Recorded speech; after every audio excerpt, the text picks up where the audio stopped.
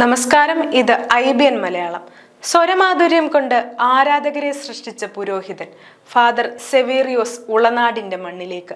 Ulanad Bethel Marthoma ഇടവകയുടെ സുവർണ jubilee ആഘോഷങ്ങളുടെ ഭാഗമായി യുവജന സഖ്യവും ഗായക സംഘവും സംയുക്തമായി നടത്തുന്ന നാദോത്സവത്തിൽ പങ്കെടുക്കാനാണ് ഫാദർ സെവേറിയോസ് എത്തുന്നത്.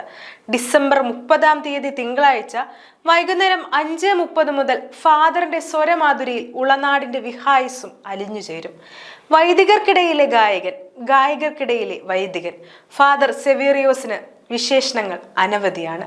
കലയും കലാകാരനും ജാതിമത വ്യത്യാസങ്ങൾക്ക് അതീതമാണെന്ന് തെളിയിച്ചുകൊണ്ട് ഫാദർ സെവേറിയോസ് മതേതര സമൂഹത്തിന്റെ ഉദാത്ത മാതൃകയായി ലോകത്തെ വിസ്മയിപ്പിക്കുകയാണ്. തന്റെ മാധുര്യമേറിയ ശബ്ദത്തിൽ ഫാദർ സെവേറിയോസ് ആലപിച്ച പഴയകാല സിനിമാ ഗാനങ്ങൾ പ്രേക്ഷകന് സമ്മാനിച്ചത് ആസ്വാദനത്തിന്റെ അനിർവചനീയ നിമിഷങ്ങളാണ്.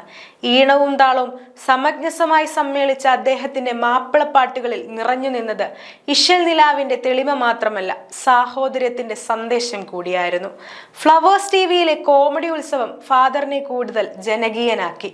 പള്ളികളുടെയും അമ്പലങ്ങളുടെയും നാടായ ഉളനാട്ടിലേക്ക് ഫാദർ സെവേറിയോസ് എത്തുമ്പോൾ അദ്ദേഹത്തെ കാത്തിരിക്കുന്നത് ക്രൈസ്തവർ മാത്രമല്ല, നാനാജാതി മതസ്ഥർ കൂടിയാണ്.